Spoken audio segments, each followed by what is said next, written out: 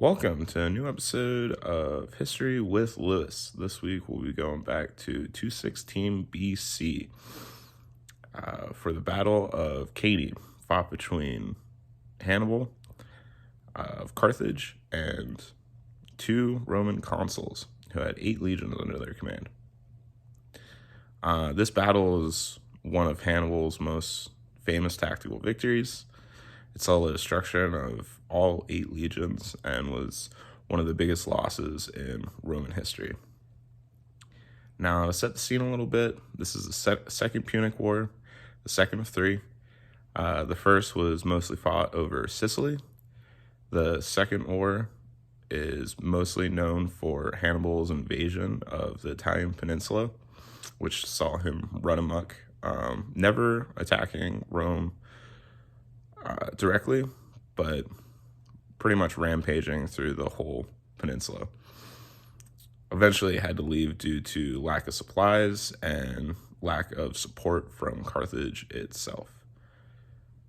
The Third Punic War was notable for the destruction of the city of Carthage and pretty much the pure destruction of the empire of Carthage, cementing Rome's hold over the Western Mediterranean, which wouldn't be challenged until like the late 400s.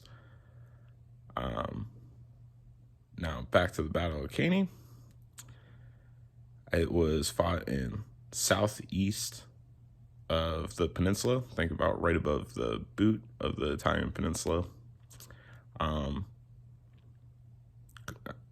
Hannibal would come in from the north, rampaged all the way from the Alps to the Mediterranean in the south, and had at this point set himself up between Capua and Rome, blocking the Roman legions off from one of their main supply ports in the region.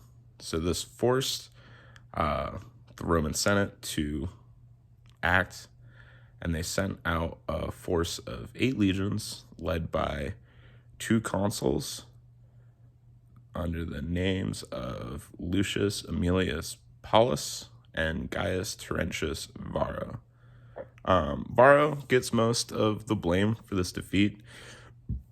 Under Roman law, he was the commander on the day, since the consuls had to alternate command each day. Paulus might be political.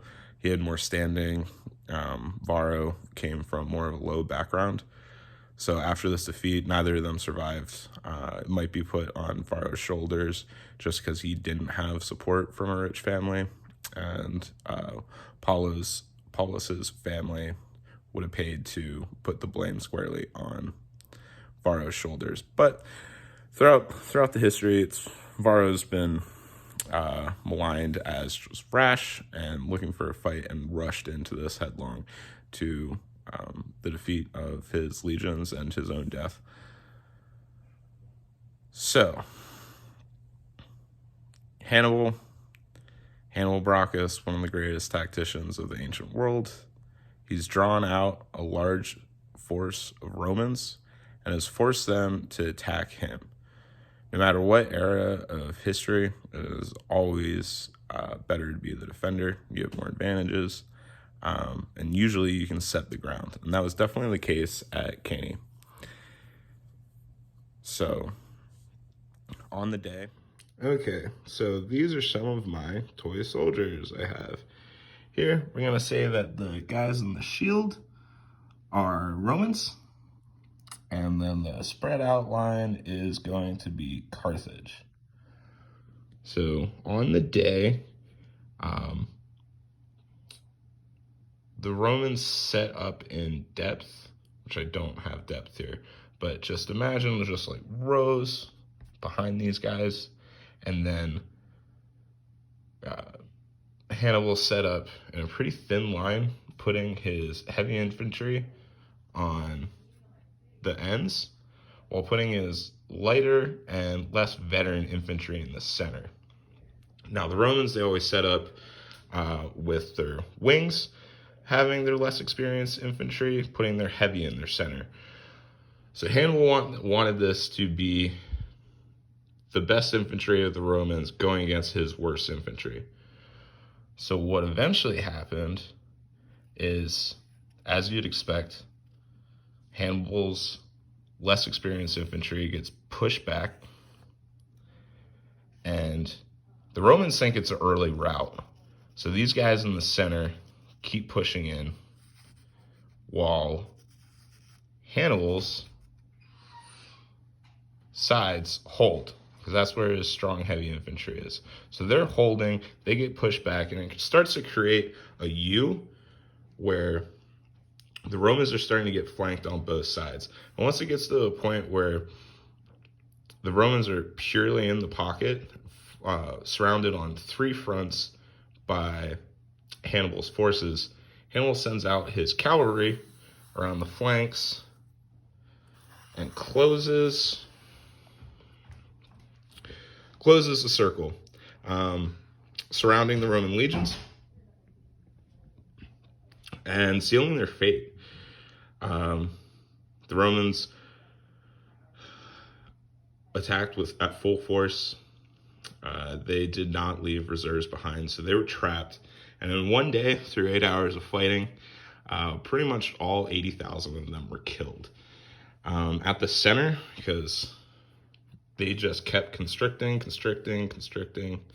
At the center, sources say that there was a mound of dead Romans, that many of them were trampled by their own fighters as the Carthaginians pressed in on all sides.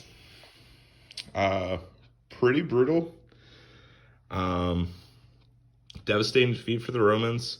I think it's the worst defeat they suffer on the continent until the sacking of Rome by the Visigoths.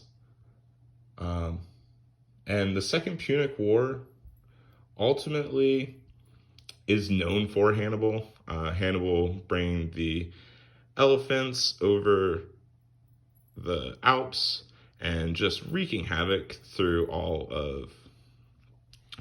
of the Italian peninsula.